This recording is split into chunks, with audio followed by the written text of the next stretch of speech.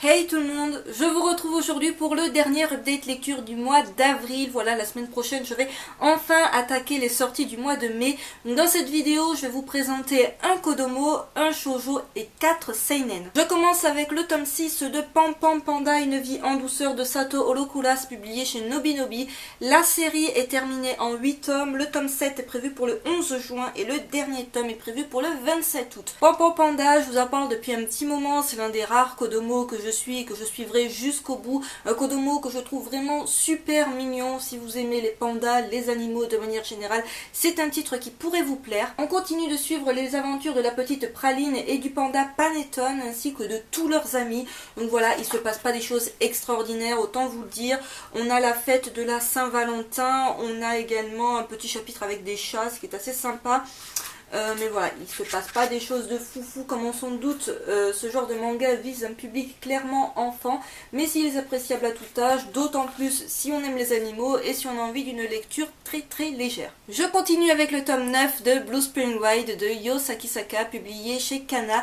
Donc ce shoujo est terminé en 13 tomes et le tome 10 paraîtra en France le 3 juillet. Blue Spring Ride est vraiment un shoujo coup de cœur depuis que je l'ai commencé. C'est vraiment une série que j'apprécie tout particulièrement. J'avais déjà beaucoup aimé Strawberry, donc voilà, j'avais hésité pour Blue Spring Ride du fait que la série me paraissait assez longue. Finalement, c'est tant mieux, elle se terminera en 13 tomes. Donc je trouve les couvertures vraiment très jolies et les couvertures des tomes 10, 11, 12 que vous pouvez voir par exemple sur Manga News sont vraiment magnifiques et j'ai hâte de voir à quoi ressemblera la dernière couverture de la série. Donc dans ce tome, Futaba tente de renoncer à Ko de toutes ses forces. Voilà, elle se rend compte que c'est mort, que c'est pas possible. Le gars, il revient vers elle mais c'est trop tard, donc voilà, elle essaye de donner sa chance à un autre garçon.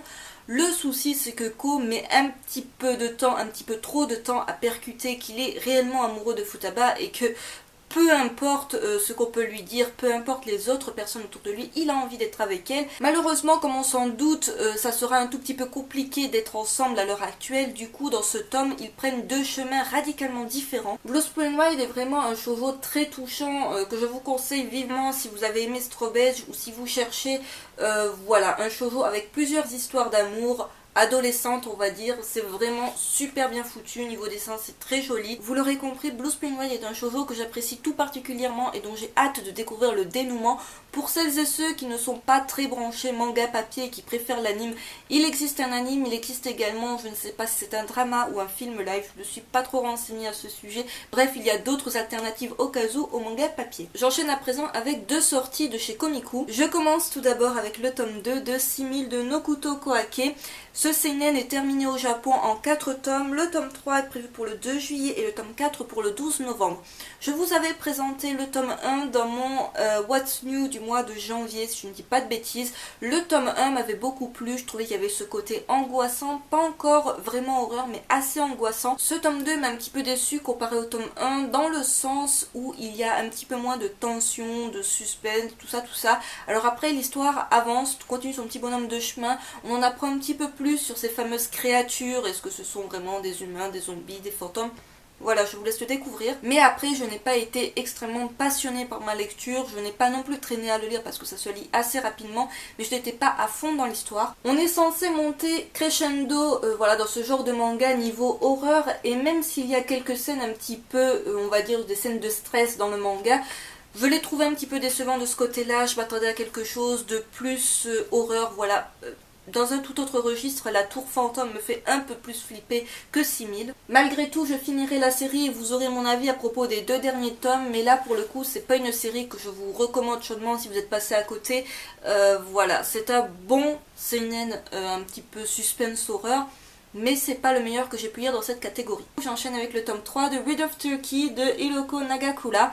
Donc la série est toujours en cours au Japon avec 3 tomes de parus et il n'y a pas de date à ma connaissance pour le tome 4 au Japon. Rid of Turkey, je vous avais présenté les deux premiers tomes dans une découverte manga, il me semble au mois de janvier ou février. J'avais vraiment beaucoup aimé l'ambiance des deux premiers tomes. L'histoire, l'humour, les personnages, tout ça c'était vraiment je dirais presque un coup de cœur. Et j'attendais ce tome 3 de pied ferme, étant donné qu'à la fin du tome 2, on nous laissait présager que le tome 3 se passerait au Japon, voilà, avec des yakuza, donc ça donnait vraiment envie. Et j'ai beaucoup apprécié ce tome 3, j'ai beaucoup aimé retrouver les personnages, retrouver cet univers un petit peu américain, mais au Japon. C'est des personnages totalement décalés, on en apprend un peu plus voilà, sur les assistants de Rudolph, donc c'est très intéressant, c'est bourré d'humour, de punchline. Voilà, c'est vraiment super. Je sais que certains n'ont pas vraiment accroché au manga, ont été un petit peu déçus. Moi, personnellement, j'aime beaucoup. Donc, je vous montre la couverture. Je préfère la 4e de couverture d'ailleurs à la première de couverture. Après, voilà, je peux comprendre que ça soit pas la came de certains d'entre vous, mais bon, personnellement, j'aime beaucoup ce côté un petit peu décalé, ce côté un petit peu original, de par le fait qu'à la base, l'histoire se passe aux États-Unis avec des Américains, et du fait que là on transverse, non, on ne transverse pas, et du fait que là on se retrouve au Japon, je trouve cela super intéressant. Après niveau histoire, ça reste identique à ce qu'on a vu dans les 2 premiers tomes, c'est-à-dire des sortes de petites missions dans lesquelles se retrouve embarqué Rudolph, dont beaucoup de gens veulent la mort, pour rappel. Donc voilà, un manga que je trouve assez sympathique, pas des plus indispensables non plus, mais assez original tout de même. J'enchaîne à présent avec 2 seinen radicalement différents, mais totalement what the fuck. Tout d'abord le tome 4 de Prison School de Akira Ilamoto, c'est publié chez Soleil Manga. Donc la série est toujours en cours au Japon avec déjà 16 tomes de parus, et le tome 5 est prévu en France pour le 1er juillet. Prison School, c'est vraiment un seinen que j'aime beaucoup. Je sais que là encore, certains d'entre vous ont eu un petit peu de mal à s'y faire parce que c'est vraiment à prendre au 36e degré, tout comme la série que je vais présenter juste après. Si on prend ça vraiment de manière sérieuse, on va passer totalement à côté du délire de l'auteur, et personnellement c'est vraiment ce qui fait la force de ce manga. Donc à la fin du tome 3, on se disait que ça va barder pour notre petit groupe de personnages principaux, voilà, qui ont essayé de s'évader pour quelques heures et tout, leur petite opération tournée complètement au désastre, mais bon, finalement ils s'en sortent pas si mal. C'est un tome dans lequel il y a encore une fois beaucoup d'humour, et la fin est juste géniale, dans le sens où elle vous donne envie de dévorer le tome 5, et pour le coup je trouve que le rythme de parution est décidément beaucoup trop long avec Soleil Manga, puisque il se lise tellement vite, il se passe tellement de choses qu'on a fatalement envie de vite découvrir la suite. Donc je vous montre la couverture que j'aime beaucoup. Voilà, les couvertures, je les trouve vraiment géniales, même si elles sont toutes plus ou moins sur le même principe. Il y a beaucoup de fanservice dans ce manga, mais ça colle parfaitement à l'humour et à l'ambiance qu'a voulu instaurer l'auteur, donc personnellement ça ne me dérange pas. Bien sûr, je sais que certains n'apprécient pas du tout ce genre de dessin. Prison School n'est absolument pas un seinen tout public, mais je le recommande tout de même si vous êtes un petit peu curieux, si vous aimez les mangas un petit peu à la Prison Break, mais avec beaucoup d'humour, un humour encore une fois très décalé, qui n'est pas voilà, un humour, je me répète, mais pas du tout public, étant donné qu'il y a des scènes assez X, on va dire. Voilà, ou un petit peu censuré, mais c'est vraiment un seinen que je vous recommande. Et je conclue avec un titre qui est sûrement le plus what the fuck de cette vidéo, puisqu'il s'agit du tome 2 de Ladyboy vs Yakuza de Toshifumi Sakurai, c'est publié chez Akata dans leur collection What the fuck. Donc la série s'est terminée au Japon en 5 tomes, donc l'annonce est tombée il n'y a pas si longtemps. J'ai trouvé ça assez surprenant que la série se termine aussi vite, mais quand on voit le synopsis de base et l'avancée de l'histoire, on se dit que si l'auteur avait fait une grosse série avec ça, on se serait vite lassé de l'idée de départ en fait, tout simplement, ça se serait vite épuisé.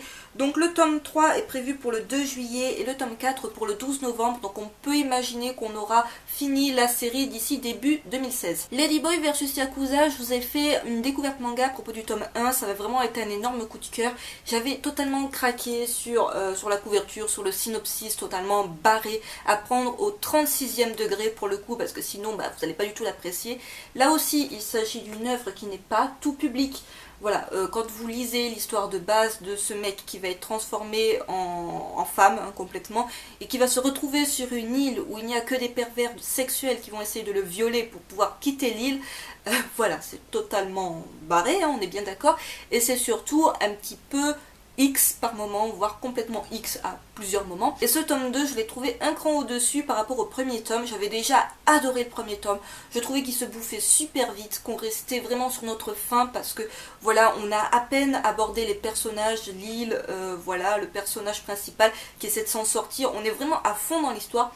et j'étais juste super deg quand j'avais fini le tome 1, donc je me suis jetée littéralement sur le tome 2 quand il est sorti. Et ce tome 2 est juste complètement génial. Notre Ladyboy ne désespère pas de s'échapper de cette île de fous, d'échapper à tous ces mecs, elle va se défendre du mieux qu'elle peut, elle va essayer de créer des alliances avec certains personnages, donc on découvre de nouveaux personnages, on en découvre un petit peu plus aussi sur son passé qui est très légèrement évoqué dans des petits flashbacks. C'est un manga avec lequel on se marre beaucoup et il y a des scènes quand même un petit peu de stress quand on s'attache fatalement à ce personnage principal, même si de base on ne devrait avoir aucune pitié pour ce personnage étant donné ce qu'il a fait, mais voilà, quand on s'imagine être dans sa situation, on a fatalement un tout petit peu de pitié pour lui. Niveau dessin, c'est très spécial là encore, mais personnellement j'adore, ça fourmille de détails, rien que les gueules des personnages sont juste géniales. C'est une série avec laquelle on va de surprise en surprise, on ne sait vraiment pas ce qui attend notre Ladyboy, on va vraiment de découverte en découverte et c'est juste une série que je vous recommande si vous êtes passé à côté. Alors après, je ne la conseille peut-être pas aux plus jeunes d'entre vous, tout comme Prison School, ce sont deux séries où il y a quand même beaucoup de scènes dénudées et des scènes de sexe, voire complètement des scènes de viol. Donc voilà, pour ce côté-là, je ne la conseillerais pas aux plus jeunes, mais pour les autres, c'est vraiment une série décalée qui pourrait vous plaire. Ainsi s'achève le dernier update lecture du mois d'avril. J'espère qu'il vous aura plu. La semaine prochaine, je vais enfin attaquer les lectures du mois de mai. N'hésitez pas à me dire en commentaire ce que vous en avez pensé, si vous suivez certaines de ces séries, si vous avez peut-être un avis totalement différent du mien, ou si certaines de ces séries vous tentent. Je vous dis à très vite pour une prochaine vidéo. Bye!